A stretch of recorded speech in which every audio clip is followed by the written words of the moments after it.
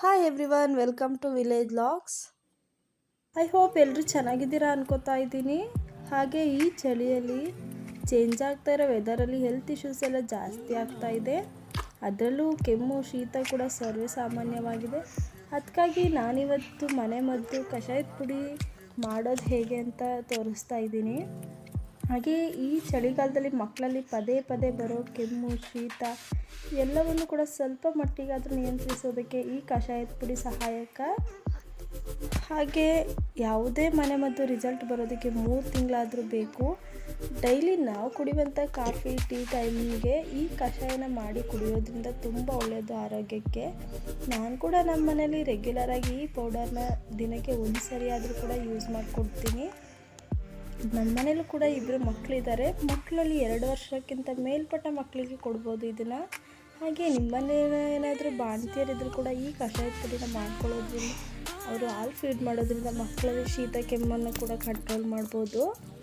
ಇದು ಎಷ್ಟು ಒಳ್ಳೆಯದು ಅಂದರೆ ಆರೋಗ್ಯಕ್ಕೆ. ನಮ್ಮಲ್ಲಿ ಈ ಎಲ್ಲ ಇಂಗ್ರೀಡಿಯೆಂಟ್ಸು ಕೂಡ ಆ್ಯಂಟಿಬಯೋಟಿಕ್ ಆಗಿ ಕೆಲಸ ಮಾಡುತ್ತೆ ಅಂತ ಕೂಡ ಹೇಳ್ಬೋದು. ಇಂದಿನ ಕಾಲದ ಸಂಪ್ರದಾಯದಲ್ಲೂ ಕೂಡ ಇದು ರೂಢಿಯಲ್ಲಿದೆ ಮನೆಮದ್ದು. ನಾನಿಲ್ಲಿ ಕಷಾಯದ ಪುಡಿನ ಮಾಡೋದಕ್ಕೆ ಅಂತೇಳಿ 5 ದಿನಗಳ ಕಾಲ ಒಣಗಿಸಿರುವಂಥ ಶುಂಠಿನ ತಗೊಂಡಿದ್ದೀನಿ. ಹಾಗೆ ಏಲಕ್ಕಿ, ಲವಂಗ, ಮೆಣಸು, ಅರಿಶಿಣದ ಕೊಂಬು, ಚಕ್ಕೆ, ಜೀರಿಗೆ ಹಾಗೂ ಮೆಂತ್ಯನ ತಗೊಂಡಿದ್ದೀನಿ. ನಾವು ಮಾಡ್ತಾ ಇರುವಂಥ ಕಷಾಯದ ಪುಡಿಲಿ ಮೆಂತ್ಯ ಕಾಳು ಮೇನ್ ಇಂಗ್ರೀಡಿಯೆಂಟ್ ಅಂತಲೇ ಹೇಳ್ಬೋದು. ಯಾಕಂತ ಹೇಳಿದ್ರೆ ಕಷಾಯ ಮಾಡುವಾಗ ನಾವು ಪೆಪ್ಪರ್ ಎಲ್ಲನೂ ಬೆಳೆಸ್ಕೊಳ್ಳೋದ್ರಿಂದ ನಮ್ಮ ಬಾಡಿಗೆ ತುಂಬಾ ಹೀಟ್ ಆಗುತ್ತೆ. ಅದನ್ನು ನಮ್ಮ ಬಾಡಿನ ಕೂಲಾಗಿಡೋದಕ್ಕೆ ಮೆಂತ್ಯ ತುಂಬ ಹೆಲ್ಪ್ ಮಾಡುತ್ತೆ.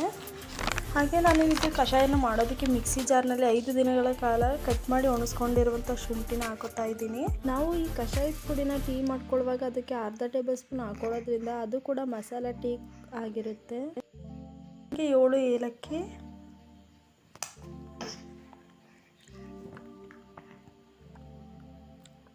15 ಲವಂಗನ ತಗೊಂಡಿದ್ದೀನಿ. 1 ಟೇಬಲ್ ಸ್ಪೂನ್ ಆಗೋಷ್ಟು ಕಾಳುಮೆಣಸು. ನಾವಿಲ್ಲಿ ಅರಿಶಿನ ಕೊಂಬನ್ನ ತಗೊಂಡಿದ್ದೀನಿ, ಅದನ್ನು ಜಜ್ಜಿ ಹಾಕ್ಕೊಳ್ಬೇಕು. ಹಾಗೆ ಚಕ್ಕೆ, ಜೀರಿಗೆ,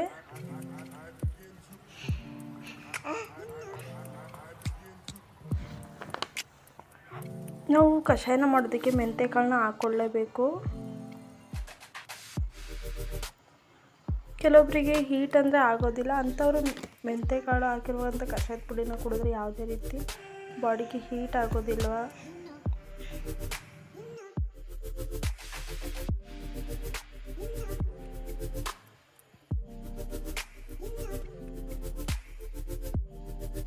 ಪುಡಿನ ಮಾಡೋದಕ್ಕೆ ಮೇನ್ ಇಂಗ್ರೀಡಿಯೆಂಟೇ ಶುಂಠಿ ಅಂತ ಹೇಳ್ಬೋದು. ನಾನಿಲ್ಲಿ ಕಷಾಯದ ಪುಡಿನ ಮಾಡ್ಕೋತಾ ಇದ್ದೀನಿ.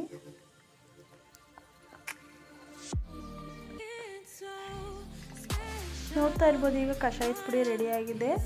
ಕಷಾಯದ ಪುಡಿನ ನಾವು ತುಂಬಾ ತರ್ತರಿಯಾಗಿಯೇ ರುಬ್ಕೊಳ್ಬೇಕು. ಸಾಫ್ಟಾಗಿ ರುಬ್ಕೊಂಡ್ರೆ ಚೆನ್ನಾಗಿ ಬರೋದಿಲ್ಲ.